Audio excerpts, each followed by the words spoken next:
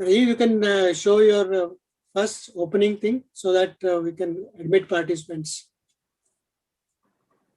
Shall I stop sharing the screen? Yeah, that also will be okay. You can minimize if you want to, or while I'm sharing, would you be able to share it, Soumya? No. We are not going to share anyway. Okay, so okay, I'll do one thing. I'll stop sharing so that you can start with the first screen, and then when you have anyway. Okay, so what should I do, sir? No, you can just minimize thing, and that's okay. All right. You can stop sharing for some time. Right. Yeah. Yeah. Okay. That's fine. I think so. We'll admit. Yeah.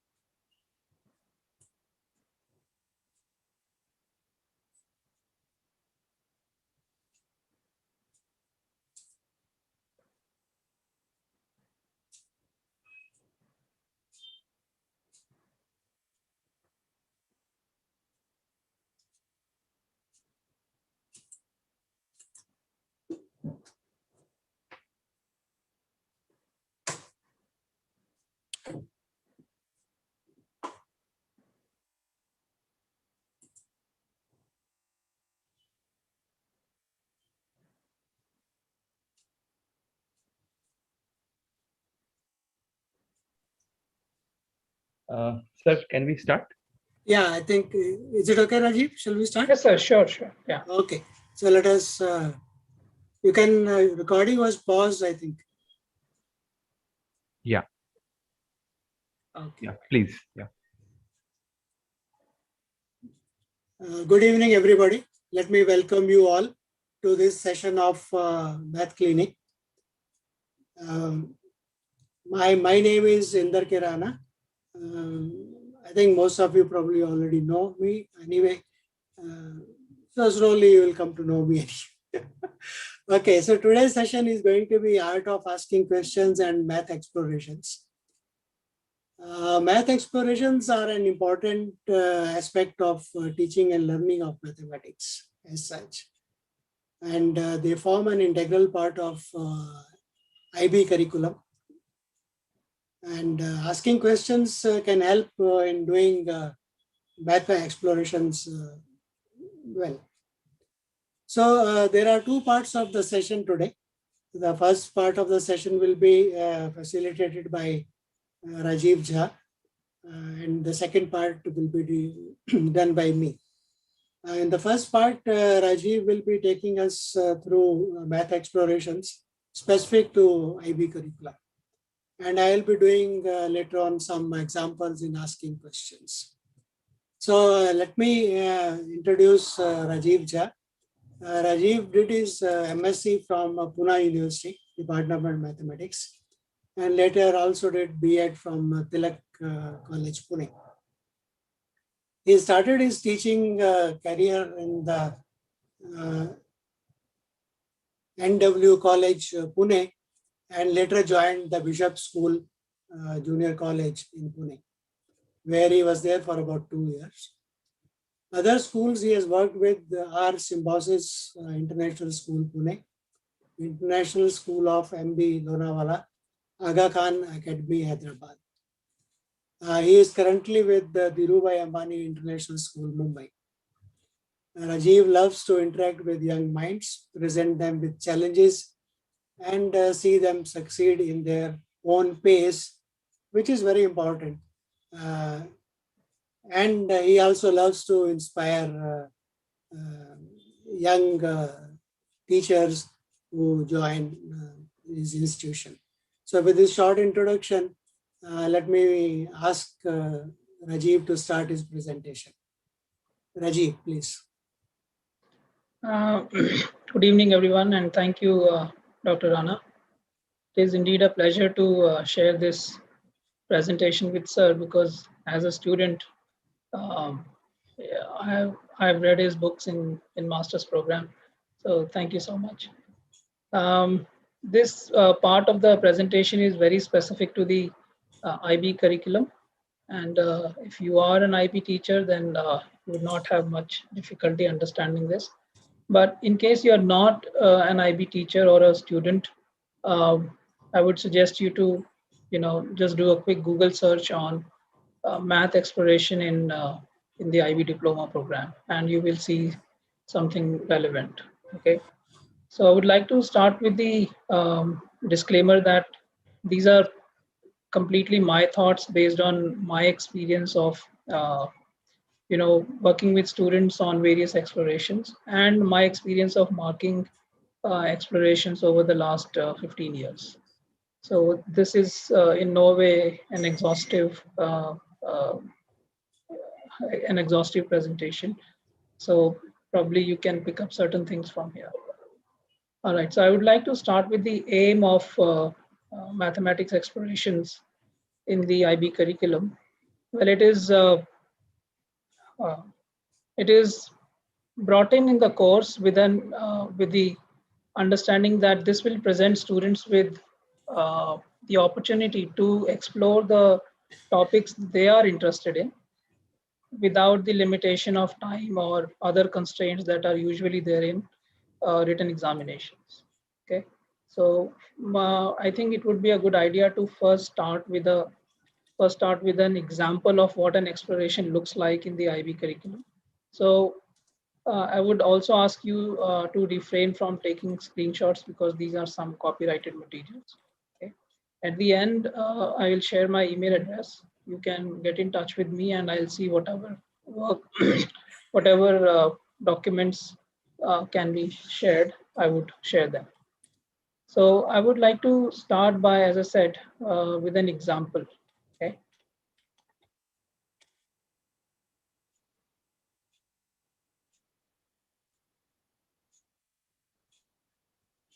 So you can see here that this is one of the work done by an IB candidate, and the candidate is trying to determine the general function of asymmetric rafflesia.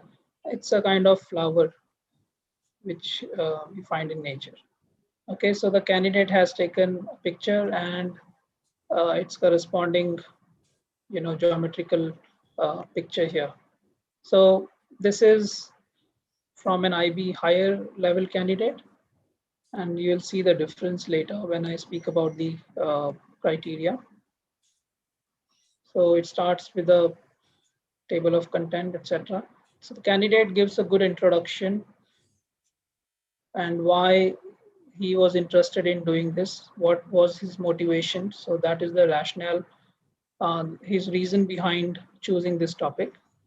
And he gives all the possible background information. And I'm not sure if you're aware of this mathematical software. It is called GeoGebra. This is one of the freely available software which we can use. So the candidate makes a really good use of this, very impressive use of this software, and tries to come up with the with the flower shown on top here. Okay, so we can see here the candidate is exploring trigonometric functions, okay, with which are generally not done at grade 11 and 12 level in IB. Okay, so sine 5 theta, sine 7 theta. So you can see the student is slowly going towards the number of petals required, and then you can see he has imported the picture on the software page, and is trying to measure various required dimensions here. Then again, he makes a further good use of software, and see by little modification in the trigonometric function, he is able to change the shape to the required or desired shape slowly. Okay, and again, So it is very clearly shown how step by step the candidate is moving towards the shape of the flower, and clearly showing in detail all the relevant mathematics required. And, and then slowly he's taking care of the overlapping parts.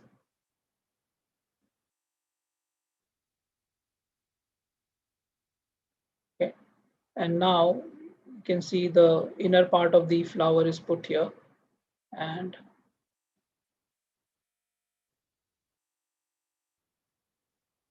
yeah, so here the candidate is almost able to get the shape of the flower using some complex mathematics.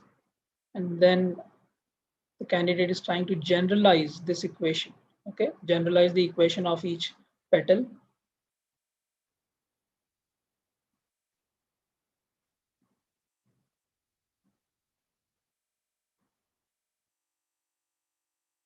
Okay.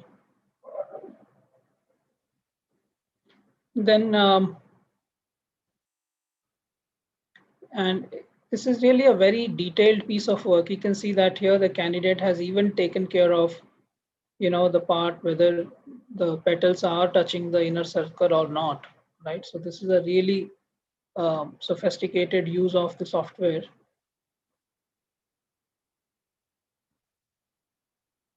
And each individual petals are taken care of.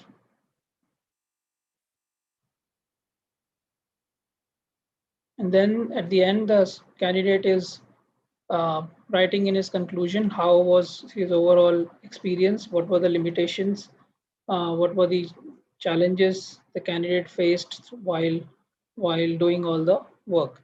And there are references. What are the sources the candidate has referred to while while exploring this idea, this topic of his interest.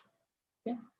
So this brings me to the discussion of various criteria, the various criterions that are used to mark this particular piece of uh, assessment. So I would like you all to have a look at the criteria sheet. So basically there are five criterions, criteria A to E. Criteria A is about presentation, and I've highlighted the keywords, and a little explanation of those are presented here. So, so presentation is basically overall structure of the exploration. And mind well, this is one of the first opportunities for a grade 12 or 11 student to write a formal paper in mathematics. Okay, so obviously these are kept in mind, keeping their age in mind.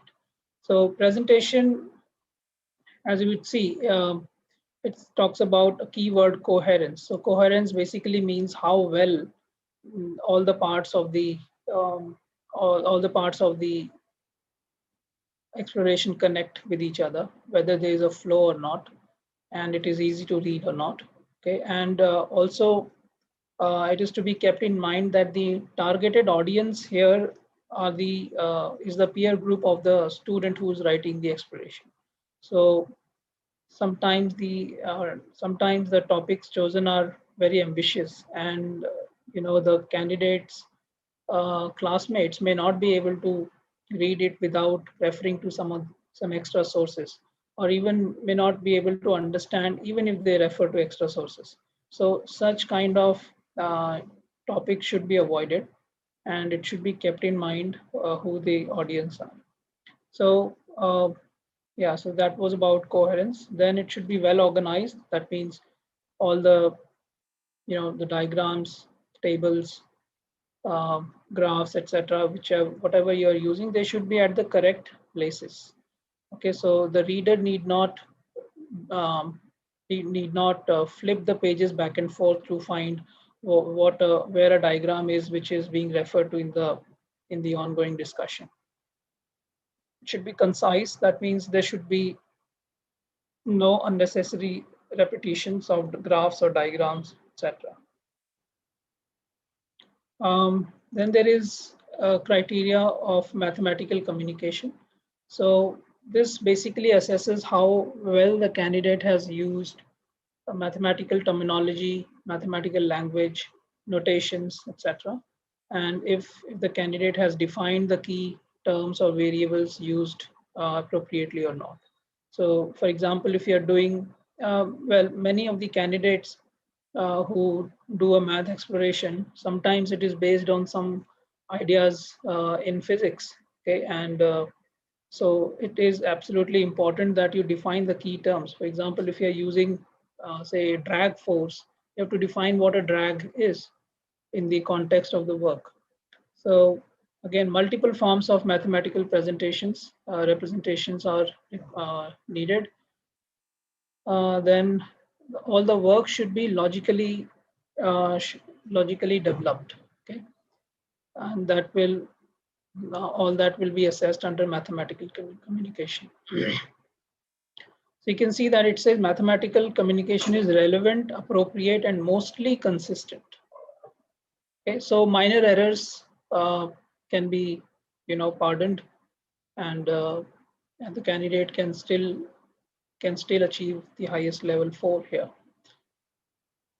Okay, so there are also examples of how a candidate can or may not achieve the highest possible levels here.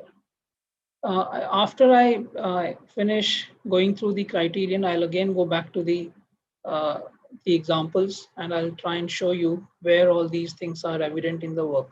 Okay, so one of the aims of math exploration is to allow the students to pursue what their area of interest is in mathematics. So this criteria becomes very important because it is about personal engagement.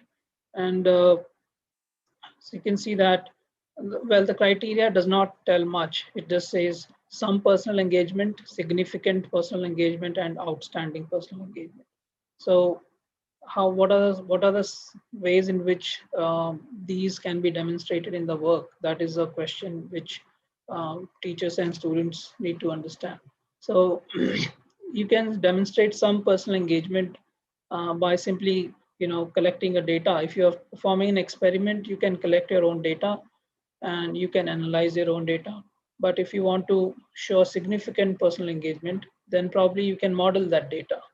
Okay, or if you're not doing your own experiment, you can collect data from some reliable sources, and that would be your secondary data, and you can make a good use of that and come up with a model.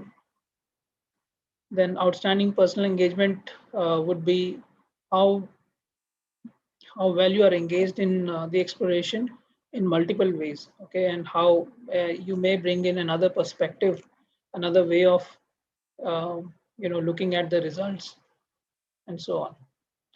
Then you have a criteria of reflection. Well, also about personal engagement, I would say it would be advisable to use first person to write. For example, you should, often stop and say, I found that, or I discovered that, and so on. So that will give the examiner that some idea that, yeah, you are engaged in this work, and this is not simply taken from somewhere else. Yeah, the reflection is, again, very simple words: limited, meaningful, and critical. So some of the ways in which you can show limited reflection is, simply stating what you see from the diagram, or what you see from the result you have found. Okay, and you can explain that in the context of the problem. One of the simplest examples could be if you are suppose doing some work on correlation between two variables. Okay, say correlation between say GDP and say another economic variable, say literacy rate and GDP. Then obviously there is a correlation.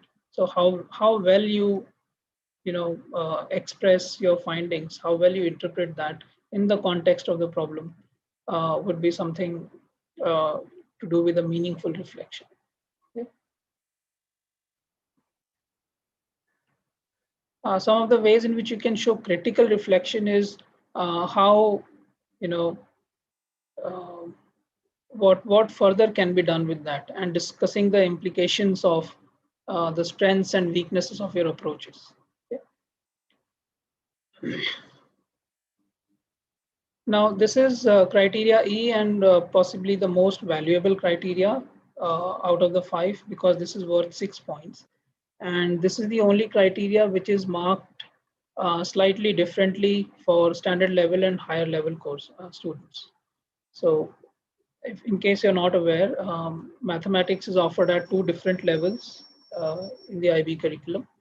And the students who are very keen in mathematics, they generally take higher level.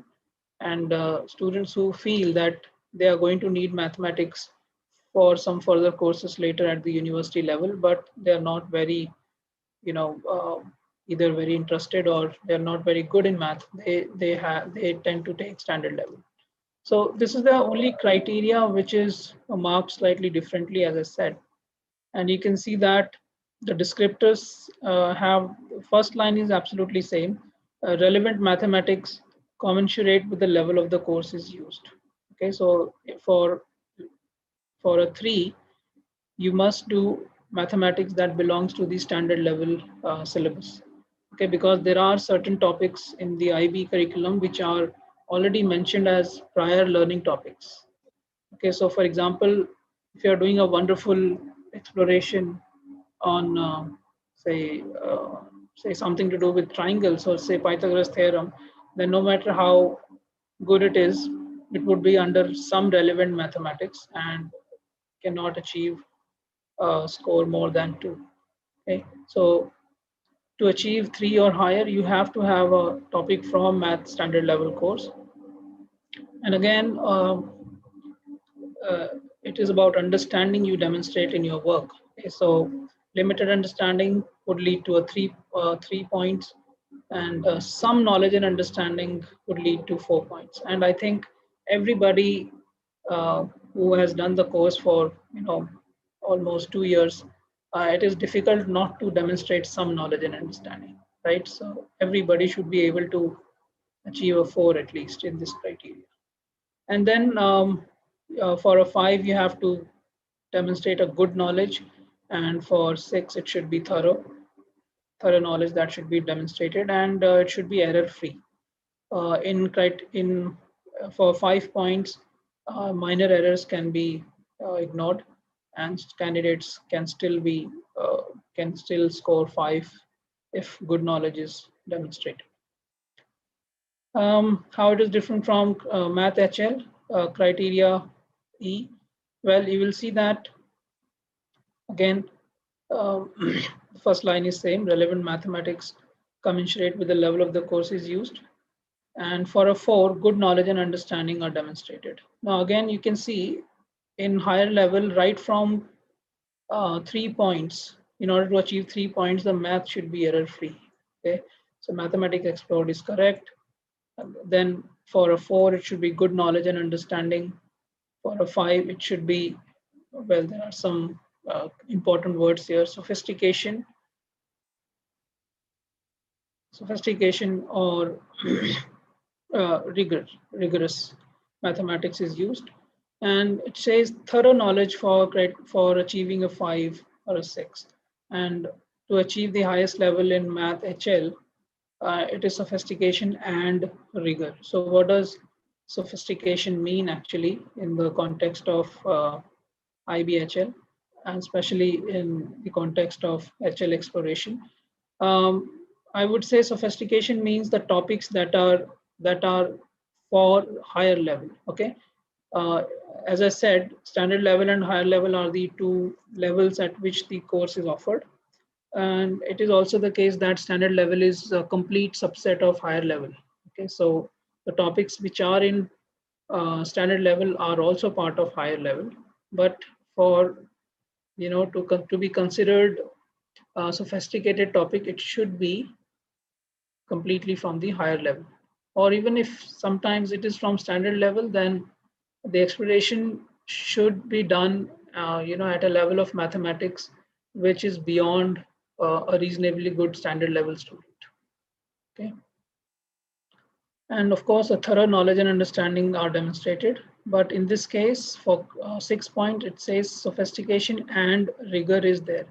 Now, to demonstrate rigor, the candidate should explain each and every step very, very clearly, how logically they have developed the proof in case there is a proof, or whatever calculations they have done. All that should be very clearly developed.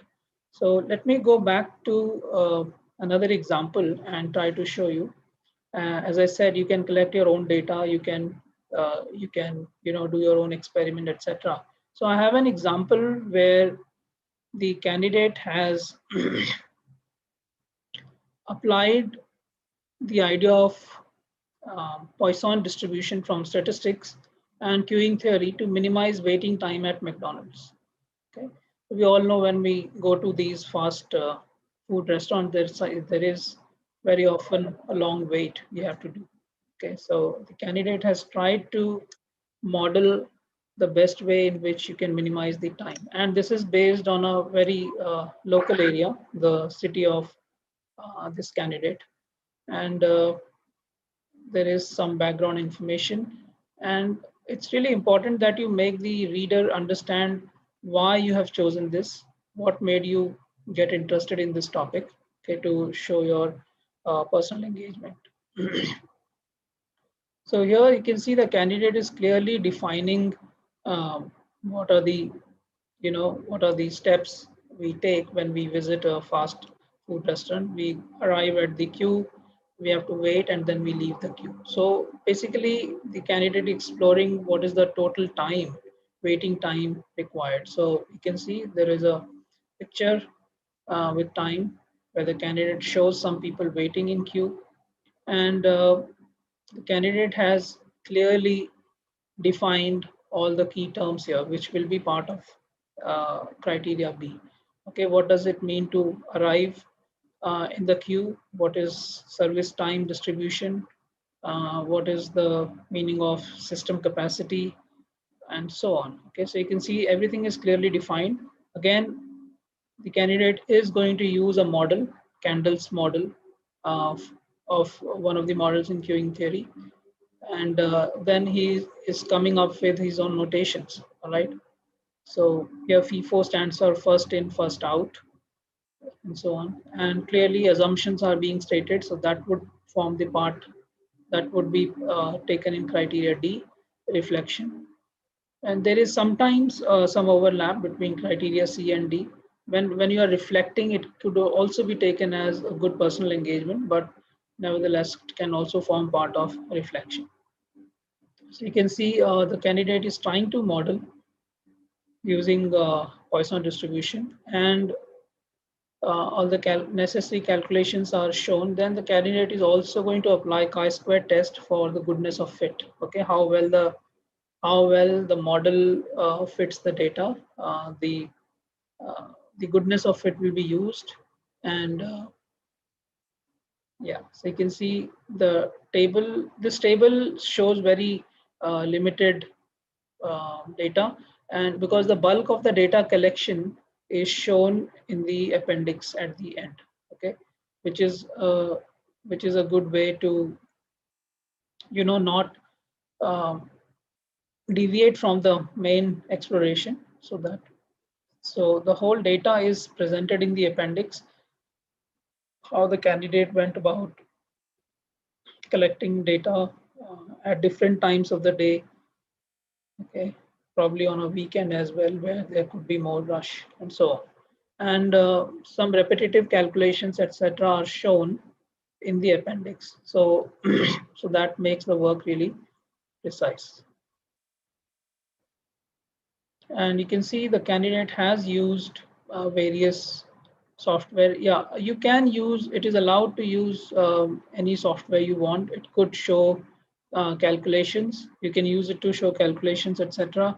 But yeah, again, in the body of the exploration, you must demonstrate how well you have understood what you're using here. Okay, so So this was the second example I wanted to share where the candidate actually collected own data.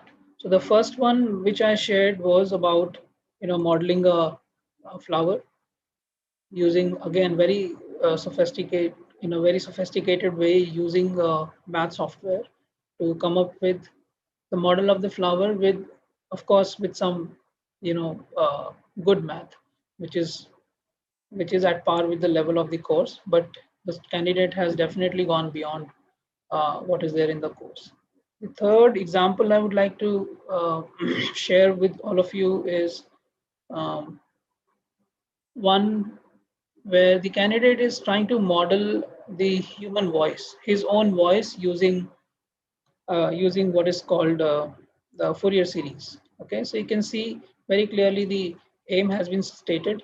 My plan was to see if individual sounds could be isolated to see if an artificial intelligence could learn, etc., to recognize systems. So then the student mentions how he went about uh, the whole exploration.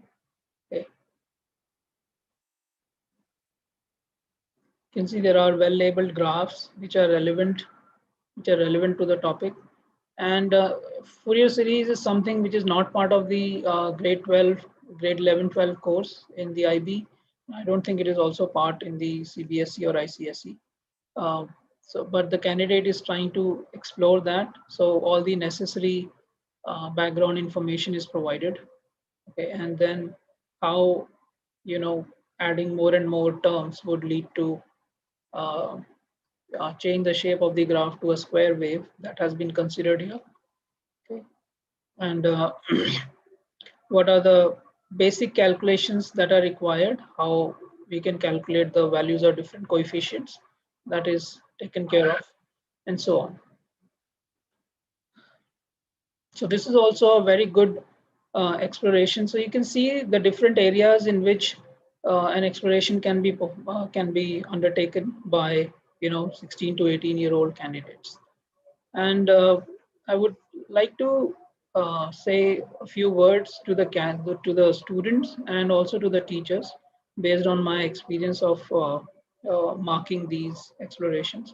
So if you're a student and you want to choose a topic, I would suggest you to spend a good amount of time in choosing the topic, okay, because it's really important. And the best thing to do is to be in touch with your teachers, and they would be the best people to guide you. Once you share the topic, they might ask you what is your aim, why do you want to explore this topic, and that is where your questioning begins.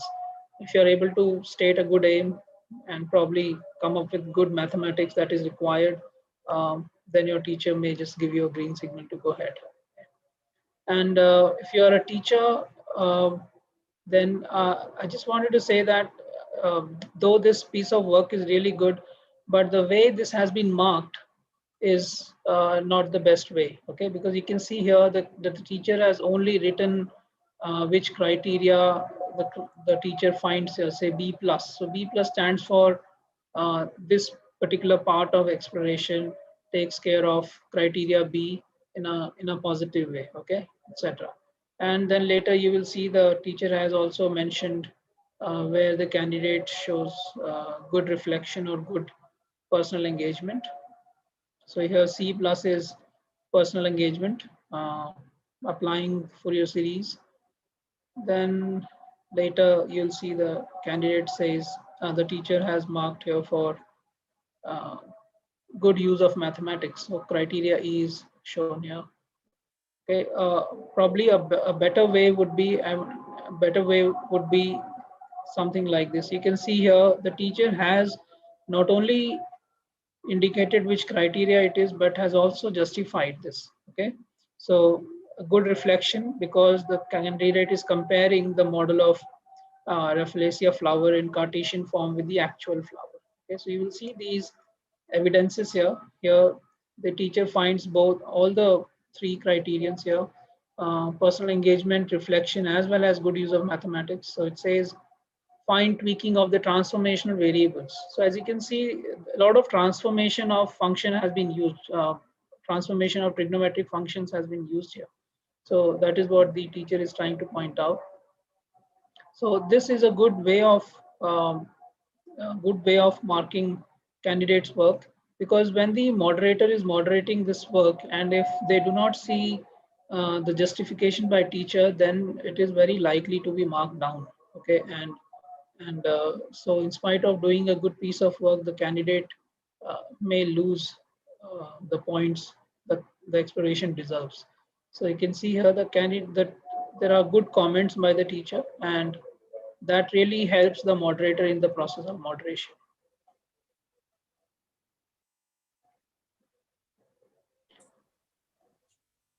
Okay, I'm now open to any questions. Uh, Thank you. Thank you, Rajiv. Uh, I don't see anybody has put any question in the chat box. I had requested them. But if anybody has a question to ask, you can unmute your mic and ask the question.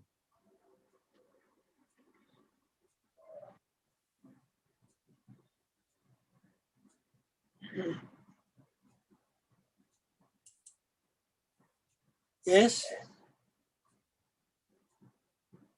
Maybe they want to think about it, and Sure. this is something which is probably new to most of the students and teachers Yes. who are affiliated to IB curriculum. I only have one question to ask you. Normally, maybe there are two small questions. One, um, the student is not expected to do something new, right? It could be a kind of like in that modeling of a flower. Probably most of the mathematics is known, but he has sort of tried to verify, yes, it can be done that way. With a good exposition of mathematics and good understanding of mathematics. Is that correct? Yeah. So candidates are not necessarily required to do something new, as you pointed out. It is, as one of the important criteria, as you saw, there was uh, math should be commensurate with the level of the course. Okay. Yeah. So if they are doing what they are learning, if they're exploring that area in a different context, so that is good enough for exploring at their level. The second question, normally I find it I work with many of the teachers in Maharashtra. While typesetting something mathematics, they don't know LaTeX. Yeah. Okay, so they use mostly the word and I think the mathematical typesetting given by the word. Is that Yeah. normally students also use in IB? Yes. So let me tell you something about the requirements of this. First of all, it should be a work which is 12 to 20 pages long. Okay. Yeah. And then secondly, the formatting requirements are not that strict. Students can use word processor, and the equation editor in Microsoft Word is good enough. Good enough. Yeah, Yeah. it's a bit difficult, but it is okay, I think. Yeah. And if you want a little better formatting, you can use math type. Okay. Yeah, math And I type think, also. yeah, math type would be really good. It is highly recommended. Yeah. But LaTeX would be too much for the candidate to explore from the beginning, and it will be too professional and time consuming for students. I think at least IB should introduce LaTeX as a additional topic Yeah. learned, because it's physics, chemistry, mathematics, biology, everywhere it is very useful. Yeah. Pays in the long run. Anyway, so I don't see much of the questions. There's no other questions. Probably will, if you are here till the end, we'll have some more questions in the end. Surely I'm there, sir. Yeah. Yeah, okay, fine. So let me thank you for joining us, and let us go over to the second part of the presentation. Right. So in the meantime, let me pull out my presentation. Yeah.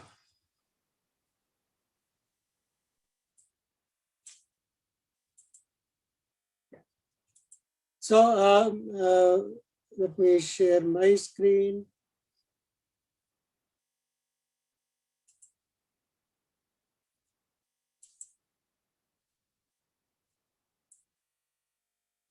So hopefully my screen is visible.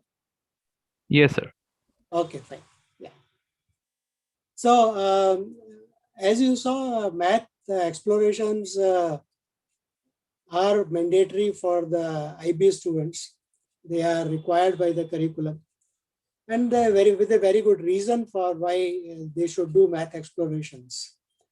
Math explorations, of course, pushes the student to explore something which probably is not really connected with the curriculum. So go beyond curriculum.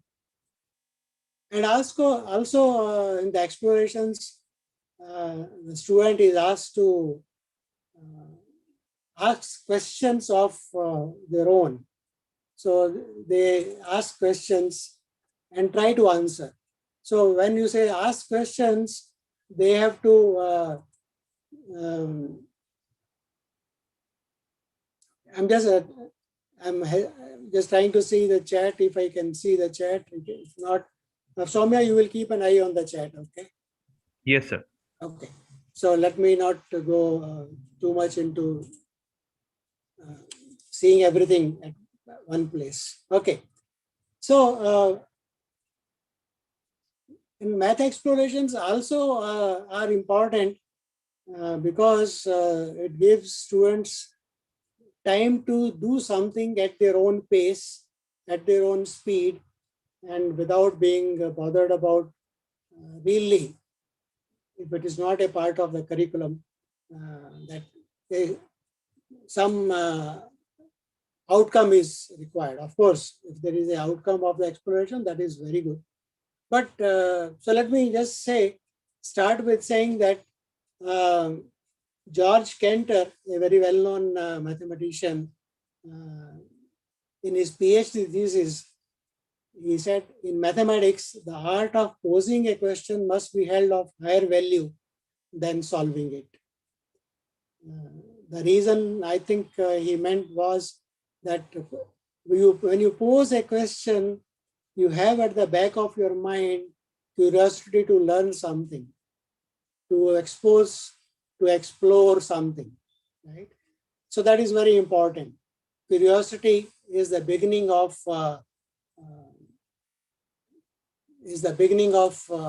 learning to, right. So here is something which I found very interesting. There is a book written by two persons called Dan Rosenthine and Santana. It says, make just one change in the curriculum, and that change is teach a student to ask their own questions, which is very, very rare. Our curriculum, our system of teaching only gives teacher the right to ask questions, and students have only to answer the questions. They don't have a right of asking questions. So if we make this change, give students an opportunity to ask questions, that will be a fantastic thing. Okay. Just a minute, I think. Let me just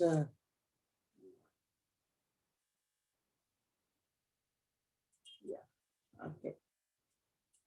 Yeah, I just wanted to highlight my mouse, which I forgot. Okay. So here is something which is very interesting. The study was done about the skill attainments, that how much time you spend on read, or how much time you do writing, and how much time you ask questions. And it's very interesting. Till the age of 2, the child does not know how to talk. So of course there is no question of asking.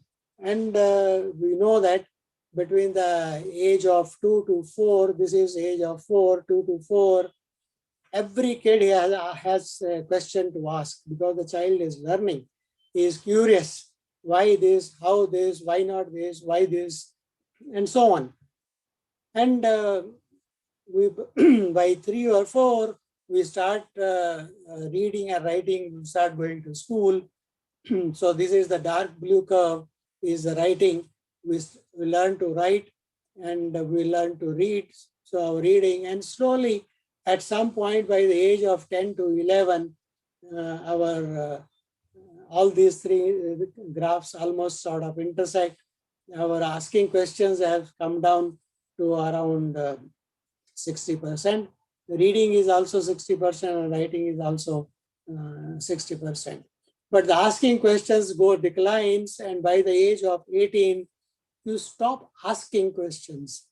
I think maybe it's more of you are able to discover answers by Google or other things, and your writing becomes steady, and your reading also almost sort of becomes stagnant. Okay. So let me come to math exploration and then asking questions, put them together by some examples. So one powerful way of to get students engaged in mathematics without letting their math phobia, math anxiety prevent them from getting started is by open-ended math explorations. So we should have explorations for which the answer is not really known to the student or not declared. Okay, one has to discover, and possibly there is not only one possible answer. So open-ended math explorations feature a simple scenario with no explicit problem to solve. Okay, it is up to the student, and maybe if it is given to a group, exploring the scenario to develop their own questions. So this is very important, develop their own questions and see how far they can go. A student is given the right to ask questions and gives them the freedom to be curious, not to worry about performance, and try to solve the problem in a specified time and so on. So I am taking a broader view of explorations, not confined to a curriculum. It is just a part of your interest and curiosity. So here is a recipe for teachers and students both. What could be a math exploration? Start by doing something concrete, example on a small scale. Analyze your example and look for patterns. Everything you notice so far, write down. It's very important that you write down your observations and then ask questions. Here comes the magic thing. Ask questions. What if we keep on doing, keep on going? Okay. Something is done for n equal to 1, 2, 3. If I keep on doing, will something change? Can we make some predictions and some more complex scenarios? Is there something here we can prove as true or false? Can you explain? This is very important, why patterns exist. Okay. Of course, mathematically. Are there some patterns that we can find? What if they change the scenario a little bit? There is a little bit of perturbation, there is a little bit of change in the given set of conditions. Okay. Choose one or more of your questions and try to solve it. Take a break. If you can't solve it, take a break and go to some other question. There is no harm. Okay. So with this minimal sort of introduction, so let me go to examples. Let us look at this picture below. Okay. Nothing else is told to you, and you are asked, does this picture suggest a question? Can you try to answer that question? So please write in your chat box the possible scenarios. Okay, that you can. I can't see the chat box. So yeah, till now no one has written. So given these numbers 1, 3, 6, and 9, and this symbol plus, is there any question which comes to your mind? Please write. Unless you participate, the whole charm of this session will be gone. Yeah, Aditya is saying all possible combinations. Of what? So can you make Can you make, Aditya, your question slightly more precise? It's a good question, no problem. All combinations. So the natural question you will ask yourself. So it's not only you should ask a question, you should ask a question which possible is. So can you give an example of a combination you have in mind?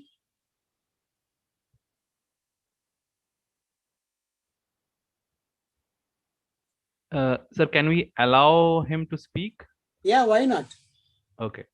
Because there are So, not many persons. yeah, Aditya, can you unmute and Yeah, hello, good evening, everyone. Yeah. So my thought was, first I thought it is like probably multiples of 3 or something. And after that I thought like it can be given numbers 1, 3, 6, 1, 3, 6, 9. You take operation of plus and take any two numbers like a plus b is a thing, and you have to generate all possible combinations. Like 1 plus 3 is 1, Good. that gives a 4. 3 plus Yes. 6, so and it gives a set of numbers. So that is, all those possible numbers are the probably the question, like what possible numbers you can generate with the given thing. Good. So that's very good sort of guess to start with. Somebody writes, what may be the next number? 1, 3, 6, and 9, nothing is given. Okay. But want to extrapolate and ask what is the next number? That is also possibly a question one can explore. Okay. So what is another one? Rajiv is saying that what is the largest possible number with all the digits used? So if you use 9, 6, 3, and 1, all them are used, and you are using addition also, what could be the largest possible number you can generate? So you see, each one of you is generating a question of your own and trying to answer it. Okay, right. So the simplest prompt would be 1 plus 3, 1 plus 9 plus 6 plus 3 is equal to 19. So that is the simplest possible question one could ask. Okay. Let us now go a step further. Okay. Let us innovate. Let us now change the picture. And here is the picture now.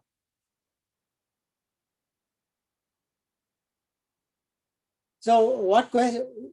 So once again, does this picture says a question? Can you answer that question? So please write in your chat box whatever you think comes to your mind. Yeah, here is the chat box.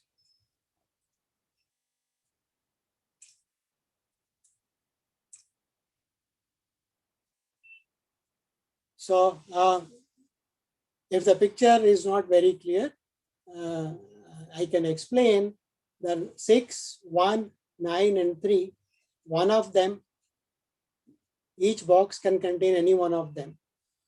These brackets can be occupied in any one of the boxes. You can put addition, multiplication, okay, subtraction in any one of the boxes. And this is the equation equal to 3, right? So what questions come to your mind? We're looking at a question. We'll come to, can you answer the question a bit later? Does a question come to your mind? So write the question at least in the chat box.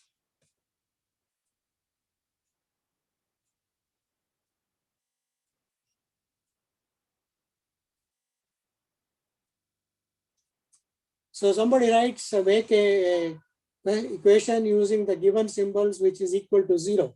Now here equal to 3 is already given.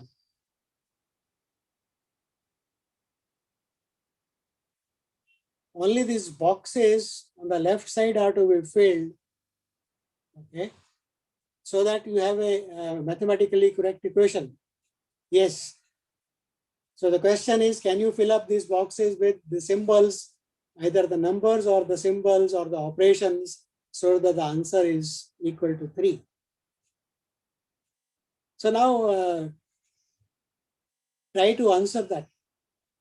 If that is the question, let us take that question posed by Narayan. And let us try to solve that if possible. For example, I can put 6 here.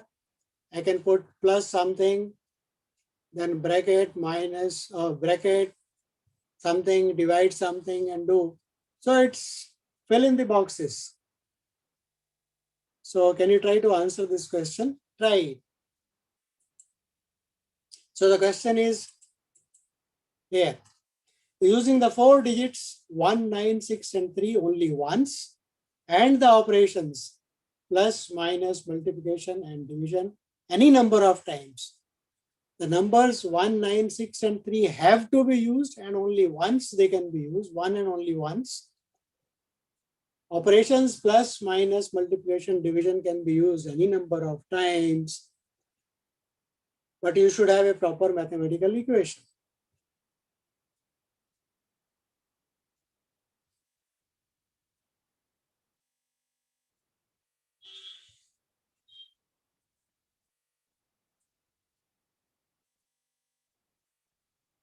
So if you are able to write down one such thing,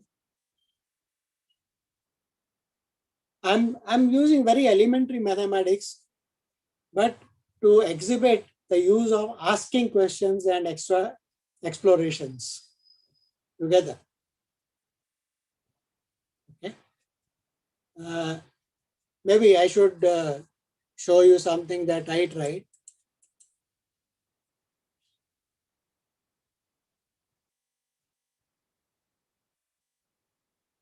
Is the first one correct? Is the second one correct?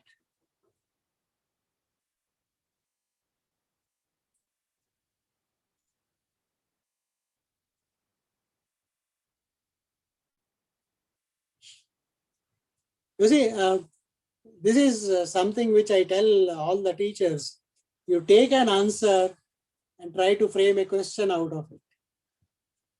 Ask the student, ask the teacher to frame a question. Okay. Normally, in a primary level books, you will find the right hand side given and find the left hand side. Okay, somebody has said second one is correct, the first one is not. Okay. Can you find, so if this is correct, is this the only possible way? Or can you write 3 in some other different way?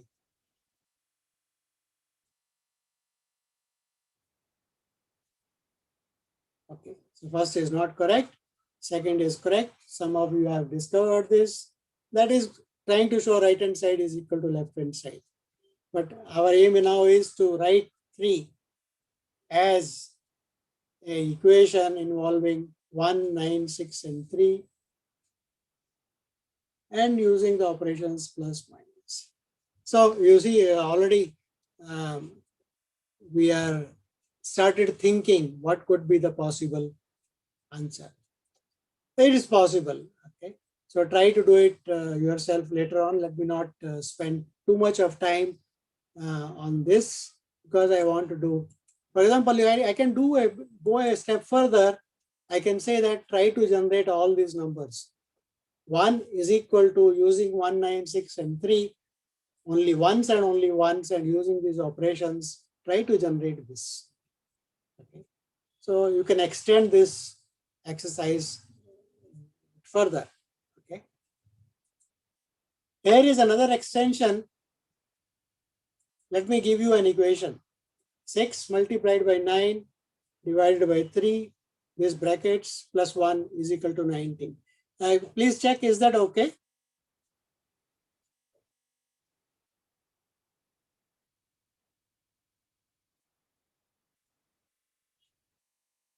Okay, so if this answer is correct, so let me go ahead. Now, what question, if I give you this equation, what question comes to your mind? Can you ask a question?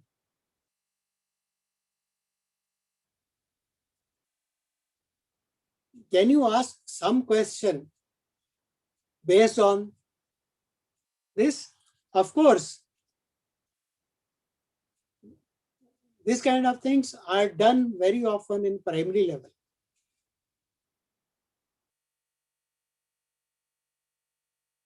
So I'm not going beyond primary level mathematics. K to 5 or K to 6, I don't know.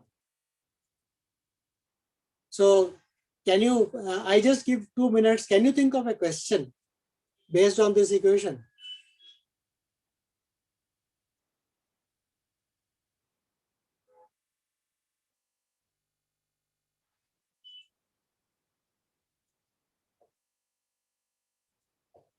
Please share your feedback. Oh yeah, so there is a feedback form already in the chat box. Please fill that also before at the close of the session. So nobody has a question or question related to this equation. So here is my question probably. Use numbers and symbols given so that you get the numbers on the box. That is, so that question is over. So generate 1, 2, 3, 4, 5, 6 up to 21 using this. But now I have generated 19 for you by this. Now based on only on this equation, can you ask a question? Okay. So here is the question which I would like to ask. Okay. Can you create a word problem whose solution is the above equation, above expression? So normally in the books, a problem will be given, a word problem, right? Somebody went to the store, bought so many chocolates, and so many he ate, and so many were distributed. And can you tell me what was the total number? So that kind of word problems are there. Now I'm giving you an equation and asking you, can you form a word problem for which this is the answer? So I'm giving you the answer. I'm asking the question. It's very interesting. I have with many teachers of secondary and many workshops that I have done, I have asked this question. It takes time. Okay. They take time to write down something, but you will be surprised. Everybody comes out with a different answer. Everybody comes out with a story for which this is the answer. And here is one of the sample I would like to share. You can try to write down your own story and try to see that you get this equation as the answer. So here is the story.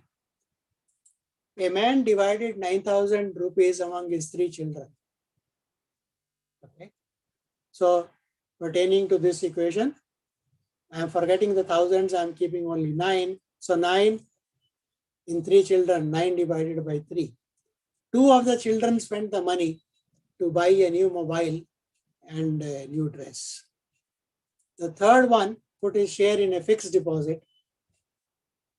This investment grew, right? There was an interest in the fixed deposit. This interest grew. Because of the interest, the money became more. So, okay. The father was very happy with the thoughtfulness of the third child and gave him 1,000 rupees as a gift. How much money the third child has? So this is the word problem based on this equation. And you can see here is the solution. So this is the kind of thing, explorations. I have given you only a very small sample of it. Okay. Let us probably do one more before we close the session. So let us, what are the outcomes of this anyway? We'll make a routine problem interesting. It will tell that the question, answer to a question is not unique. Learn ways of combining numbers and operations. Okay, BODMAS, that will be revised very thoroughly with this kind of scenario, this kind of an exploration. It promotes independent thinking. Explorations are there because we want to promote independent thinking among the students. Okay. And finally, making a question is more challenging and interesting than solving a routine problem. It makes a routine problem non-routine. I think it's okay. So let me probably go over and use some time more for one more. So look at the picture below. And this, I'm sure all of you would be able to say what question comes to your mind. I'm not looking for answer. Does this picture suggest a problem? So write down the problem in the chat box.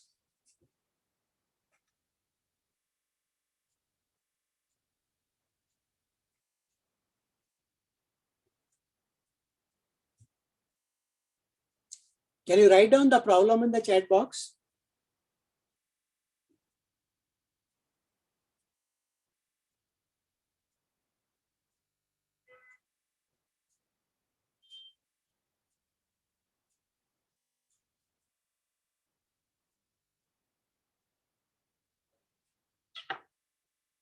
Okay. No response till now. Place the numbers. So one response from Agnes, Narayan. Fill the circles with given numbers so that the sum of each side is same. Very good. Okay. So let us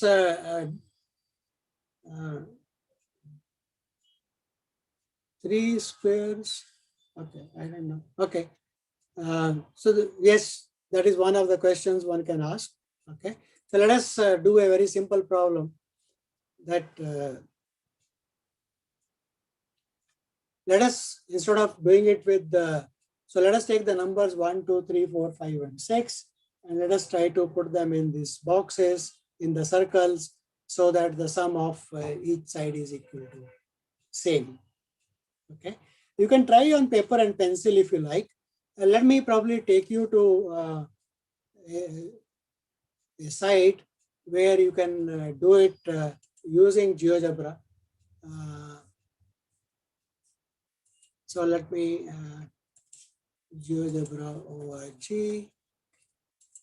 So this is a site where that software Rajiv mentioned, GeoGebra, is there. So let me go to my profile. Okay. So here is a, I would like all of you to open your browser. Open your browser, go to the site geogebra.org, or if you can put this link www.geogebra.org. So let me see if I can copy this link and put it in the chat box so that you can chat. Where is the chat? I don't see the chat. It's here. Okay.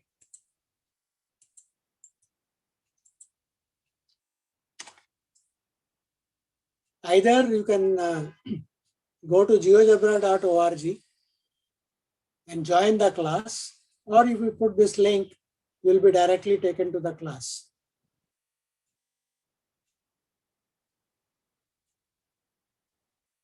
So once again,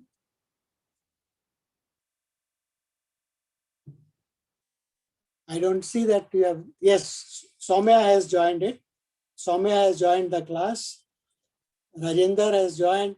I can see all the students who are joining the class.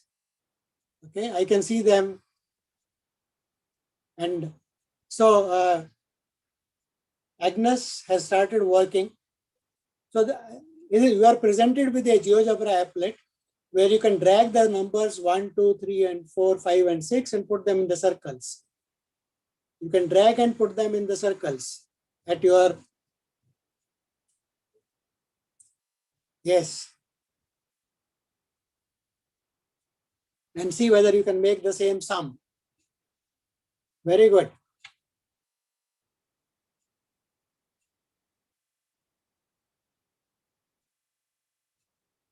Rajesh, you are not able to try?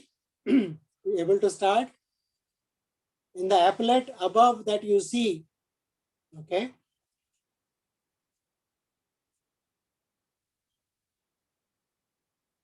Please try to drag. For example, Soumya has gotten it 4, 7, 4, 3, 7, and 8, 5, 2, 7, 1, 8. But the third one goes bad. It is 6, 3, and 2. That doesn't help.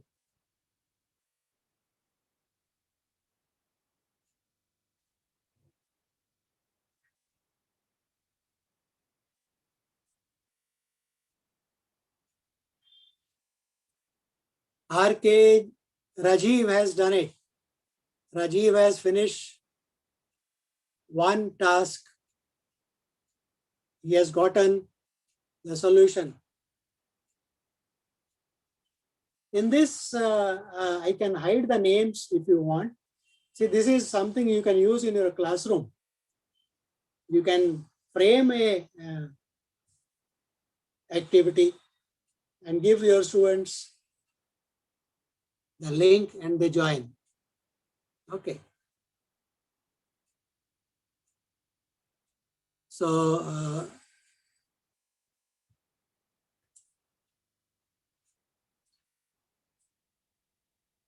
Sir, will it show something when I'm succeeding, or? no, it won't show something, but there are questions at the below. I see. You will see some questions below. You have to try to answer. So this is for exploration. We explore with the help of this software. Okay. For example, Rajiv is able to make the sum 5, 3, 8, and 1, 9. So he is able to achieve the sum as 9, right? Probably the question below is, can you get some other sum also, possibly, by some other arrangement of these numbers? For example, Vinayjit Kaur has done it 6 plus 5 plus 1, 11, 6, 3, 9, and 2, 11, and 5 plus 4. She has gotten 11 as a sum. So she is able to arrange and get the sum as 11. Rajiv was able to get the sum as 9. Okay. So let us see 9. Okay. Any other sum is possible?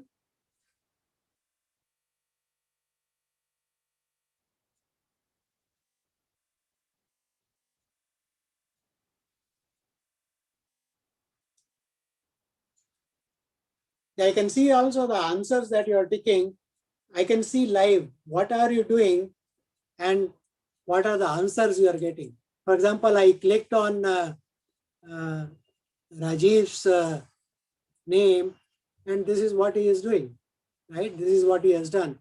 But he has not, he has answered the second one. His sums are 9 and 11. Any other sums? Which are the sums you are able to construct? So still 8, 11, 13, and 14 are left out, whether you are able to do it or not. Okay, so let us go back and look at somebody else. I can see the working of somebody. Okay, I can see how people are working. Okay, for example, I look at this working of RR. So 6 plus 4, 10 plus 2, 12, 5 plus 3, 9, 5 plus 3, 8 plus 2, 10. So this goes bad. It doesn't work. This is not a good solution. This does not give a solution, right? Because this sum 10 and 2, 12, and this sum is not same. So RR, you have to work more.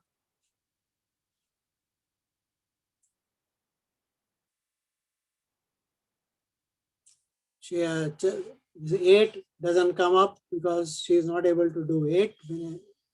Vinayjit. Let us see 9. Amit, are you not able to start? Amit Rathor.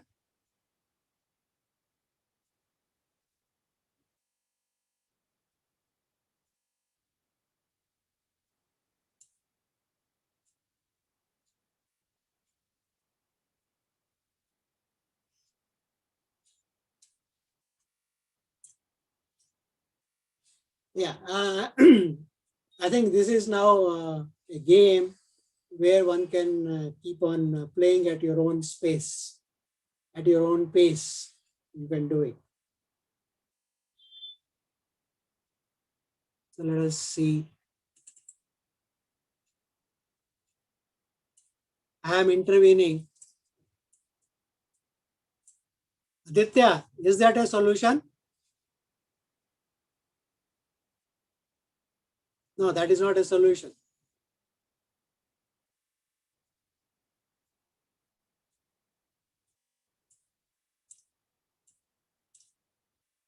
So I can intervene.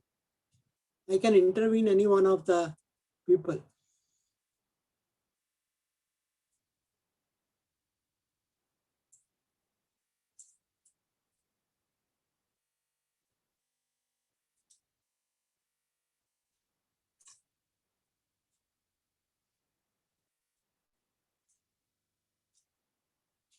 So let me stop intervening and ask.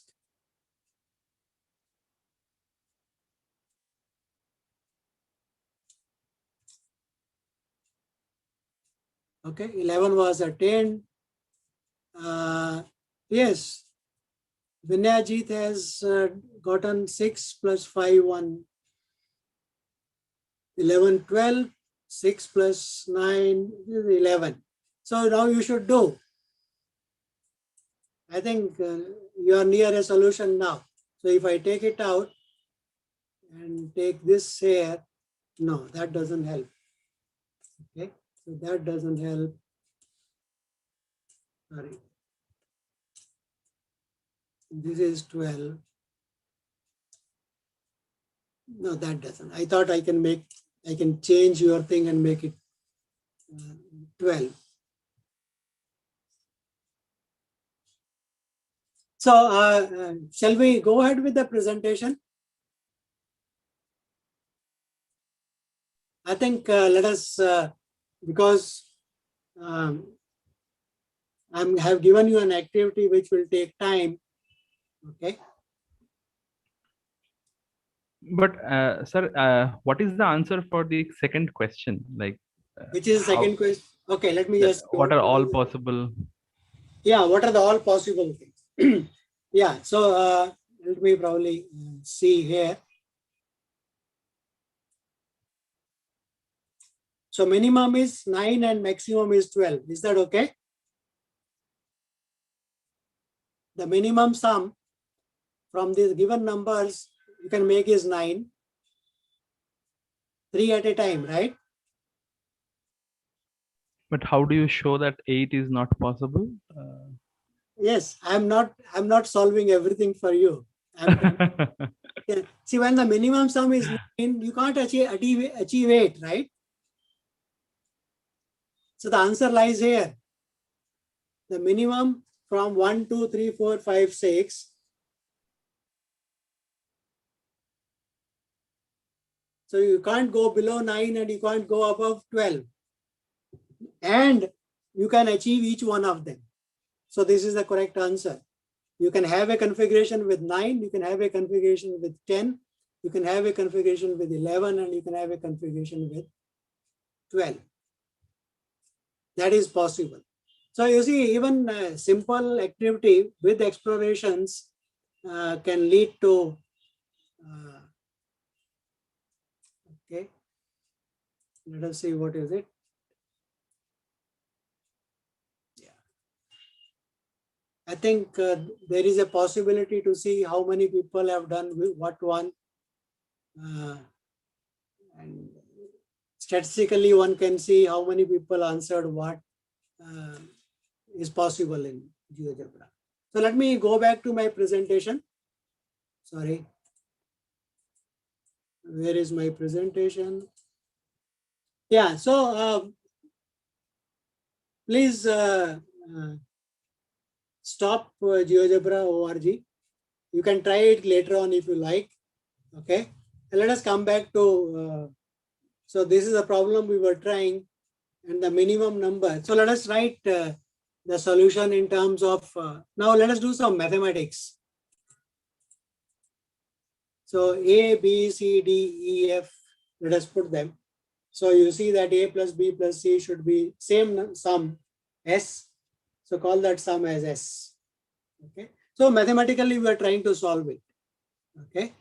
So once you do that, you know have got these equations, and from these equations you can easily solve and try to find out that the number should be between 9 and 12. So that equations you should be able to solve and justify. So the questions would be, with the selection of the, see, this is what is important. One has to realize that if you put what you are putting at the corners, that makes a difference. Okay. Are you putting the big numbers at the corners or small numbers or a mix of them? Okay. That changes the thing. Can you find a solution if odd numbers are put in the corners? Can you find a solution if even numbers are put in the corners? These are all possible things, right? A student can ask. Given a solution, can you find another solution?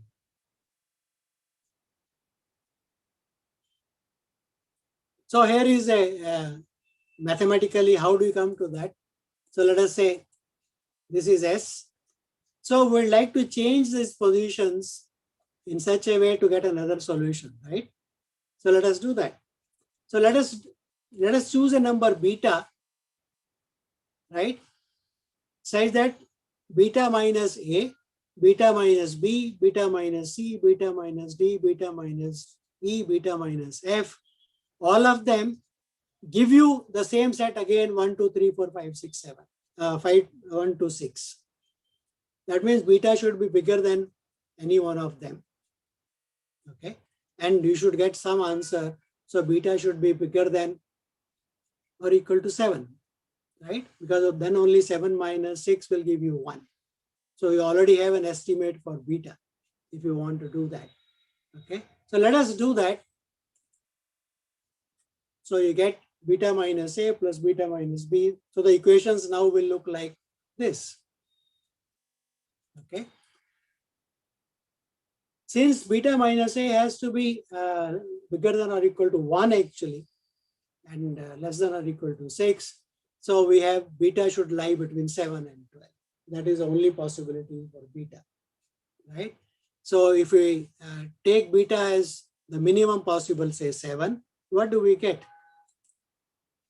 So beta is 7, 3 beta minus S is 12. This was the solution I had with sum equal to 9. Some of you had found that. Okay.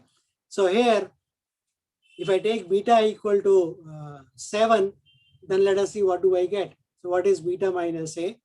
Beta minus A is 6, beta minus B is 1, beta minus C is equal to 5. Okay. So that means it was beta minus A here. Okay. Beta minus B, beta minus C, and so on. So if I do that, this is the solution I get. So we get a new solution. 6, 1, 5, 3, 4, and the sum is 12. So from the old, I have gotten a new one. So whenever you get one solution, one can try to apply this. What should be my next question? Will beta equal to 8 work? And give me a solution. Beta equal to 9, 10, 11, 12. All are explorations. One can mathematically try. Okay. For example, if I take this solution where the sum is equal to 10, so this is an example of a solution where you got 10. Okay. So if I apply that beta change, okay, I'll get the sum as 11. So I have given you examples from 9 you go to 12 and from 10 you go to 11. Okay, these are the 4 possible solutions, and one can show that these are the only possible solutions you get. When you try other numbers, beta, either you will not get a solution or you will get these solutions again. So this is the mathematics of it. This is exploration at a very low, very elementary level of the primary level. But there's already a lot of mathematics and equations coming. Okay, right. So let me go a step further. So these are the 4 solutions possible in this case. One can ask, are all the solutions different? Now one can ask, are these the only solutions possible? Are these 4, first of all these 4 are different or not? And can we say that these are there are other solutions, right, from the already obtained? So more questions you can ask. You see, as you progress, you ask more and more questions. This is what is exploration. Okay. Right. One can show that these are the only 4 possible. So, for example, if I take this solution, then I am saying that geometrically, this is a reflection. If you think of an axis going through 4 and 1, then you can reflect. 5 goes here, 2 goes here. So that you can call it as a reflection of the same thing. The sum remains the same. Okay. So this is obtained geometrically by reflecting, taking the axis of reflection to be this. You can do a rotation. 6 comes in place of 1, 1 goes in place of 5, and rotate everything. Rotate everything. So by rotation, you will get this. Okay. So would you call these as different solutions? So it depends on what your definition is. Probably I would like to say they are all same solutions obtained from one solution by geometry. Okay. Now, what are the further questions one can ask? As Rajiv said, you should be able to go further work in the explorations. What if the triangles had more circles on each side? Instead of 3 on each, you had 4 on each, 5 on each. Okay. Then can you find is there a pattern coming for the 3 circles and 4 circles, 5 circles? Is there a pattern coming among them? What would have happened if you begin with a square instead of a triangle? Right? So now square has got 4 sides. So 1, 2, 3, 4, 5, 6, 7, 8, 9. So can you do something similar with the square? Okay. What if we change the number of circles on each side of the square, like we did with triangle? So now exploration, the possibilities are endless. Can I go to polygons like pentagons, hexagons, and ask the same questions again? Okay, whatever I asked for triangles and so on. Can we find solutions other than the whole numbers, fractions, negative numbers? What we change the problem by, instead of addition, we use product. Will the things change? You see, the possibilities of going further and further are endless. One can do wonderful things. There's a lot of mathematics involved as you go into this. So I think let me stop here and ask for questions if there are any questions. It's already 1.5 hours since we started. So I think let me stop my presentation and ask questions. So there's no share. How do I stop share? Okay. So I have stopped sharing and the floor is open to questions for both me and Rajiv. So we'll both become live. And Rajiv, you also. Yeah, participants can unmute themselves and ask. Even Rajiv can ask me and I can ask Rajiv also. We'll label ourselves as participants or presenter, depending on what we want to do. Yeah, definitely. So this was a very interesting GeoGebra activity where it gives full control to the students, as well as you can see what they are actually working on. Right. And there are more things possible. You can make their names anonymous so that they don't see who is doing what. That is possible. You can pause and do some interaction in between and come back. You can also see how many people are doing what, how many people have completed the task, how many have done correct, many things. This is called GeoGebra Classroom. Yeah. So this is very, I thought I will introduce that. And it introduced them to GeoGebra applet also, where you see on a paper you have to draw so many triangles and cut and erase and do things. Here you could just drag them out in and out to make other combinations possible.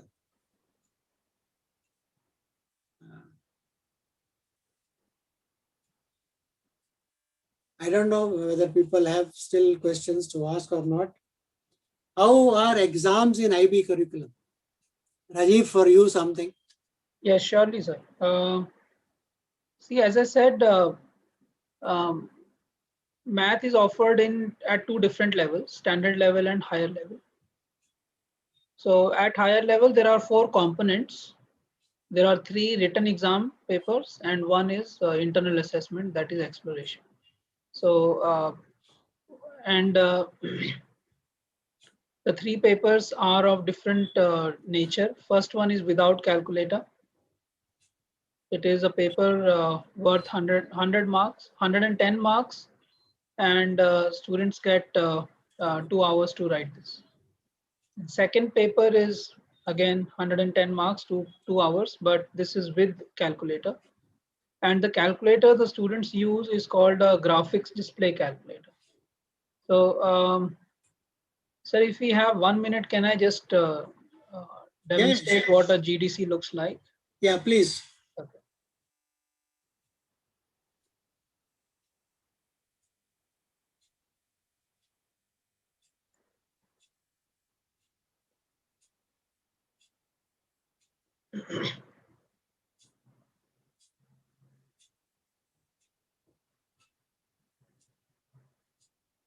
So you can see that this is, can you all see my screen? Yes. Yeah, okay. So this is what a graphics display calculator, in short, we call it GDC. This is what a GDC looks like. And there are almost all math calculations we can do on this. So one of the examples I'll just show you. Basically, visualization is a very important aspect of math in the IB curriculum. So if I take you to that particular feature here, so you can see I have y1 equal to 2 minus x squared as one function. And if you have, I mean, if you have taught grade 9 or above, you would see that it's a, and if you have seen visualization of this, you would see that it's a parabola. Okay. And what we can do with this, we can go to graph solve and we can find what is the maximum value of this and where does it occur. Okay. We can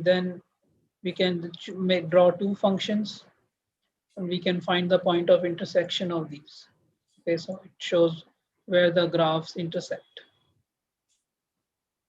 Okay, so yeah, so you can see at x equal to -2, y is -2. It is one of the points here.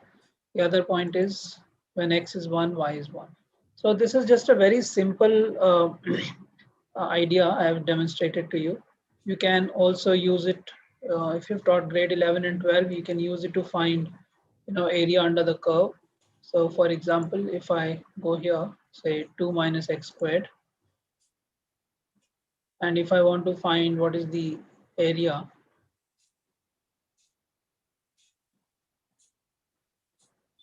so it's asking me to choose the lower limit of the integral. So I have, you can see the cursor is at the moment at x equal to 0.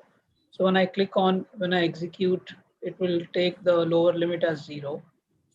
And it is now asking me to select the upper limit value. So if I simply press say 1, 1 is the upper bound here. So when I click, it shows the area under the curve. So you can see that this is 1.66. Okay. So yeah, so the students should have the understanding of math both with and without technology. So that is the requirement of paper 2. And other than that, there is a third paper, paper 3, which is which is exploratory in nature. So the students get questions on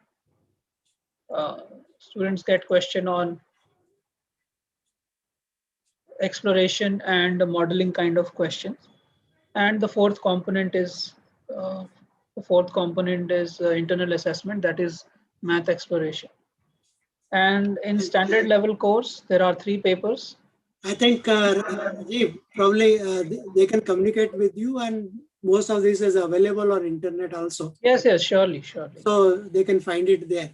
So here is a question: when do you introduce IA, that is internal assessment, probably? Yeah. See, internal assessment is a regulatory kind of mandatory thing. It's not when you introduce it. It has to be done at a particular time, at a particular year, as a part of a paper. So as he said in HL, it is one of the papers, right?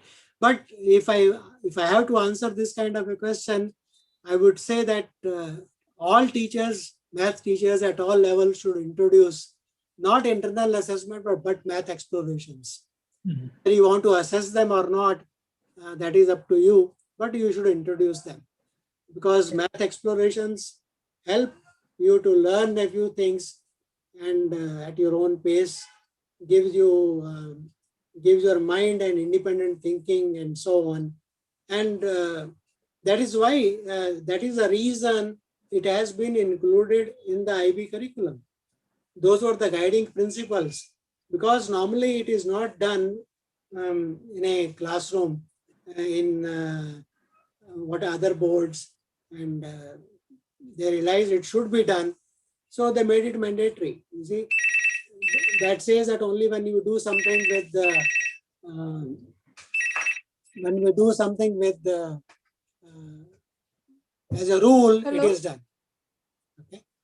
So any other question? Somebody else? 175. Ah, Well, if that question was from IB perspective, then I would say the IB has introduced something called toolkit in the new curriculum. And in the toolkit, there are 30 hours which are assigned.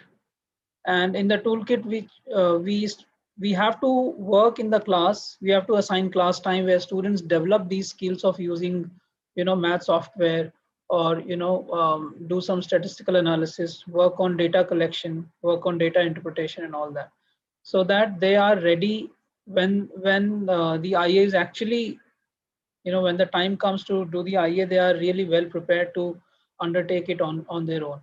So the IAs in the IB, the IA is generally introduced towards the end of grade 11, and there are some mini explorations done with students, which will help them understand the evaluation criteria.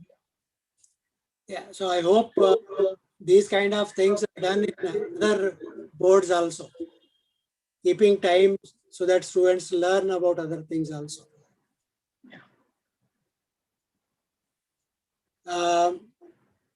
Anybody else has a question to ask? Yeah, Aditya, can you unmute?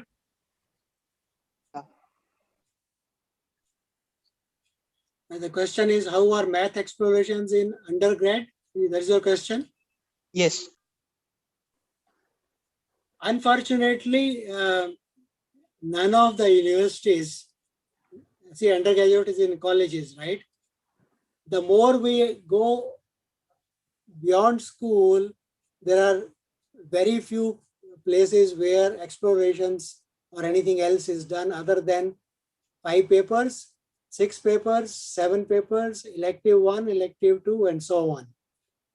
Very few places like maybe ISERs or IITs have something called projects which they do for MSc, But for undergraduates, I think it is not done at all at any one of the places. But it's a very good thing. I think if we can keep one paper as project work, even in at college level, BSc, first year, second year, third year, that will be a very good idea. Rita is saying that, can you please say some investigatory projects involving maths? I think you pick up anything, there will be math in it. Okay, you can always go with the math and explore anything that you like. You put a topic of your choice in the chat box. How does mathematics come in this? Then I will try to, or he will try to help you to say that here is the mathematics in this.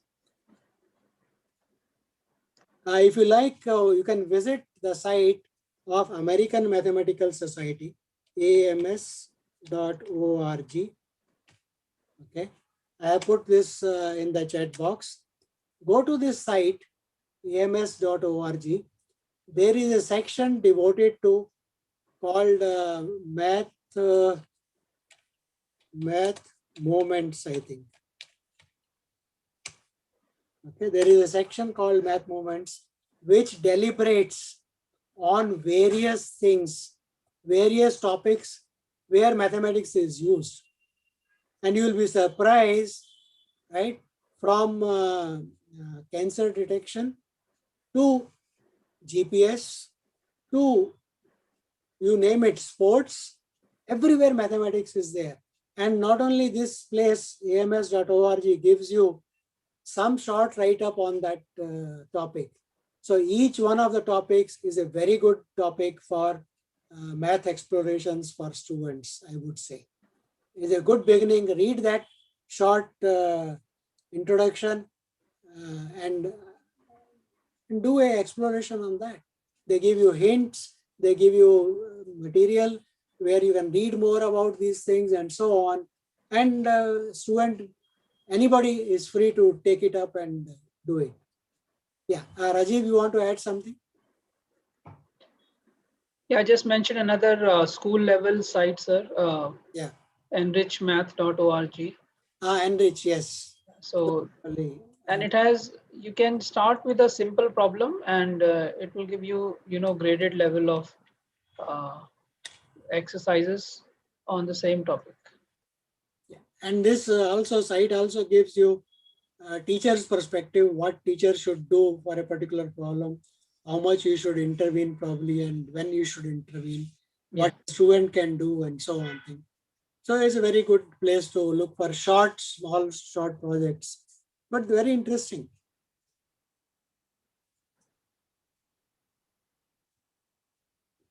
Anybody else has a question to ask?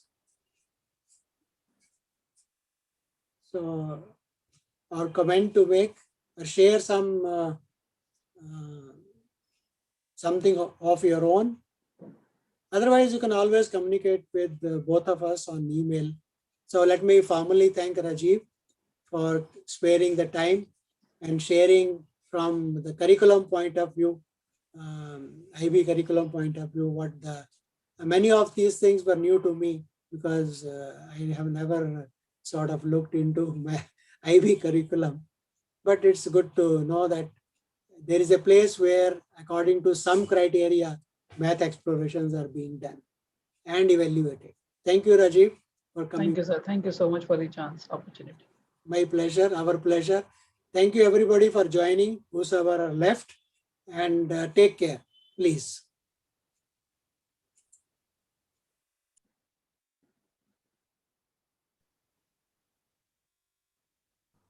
Thank you. Bye.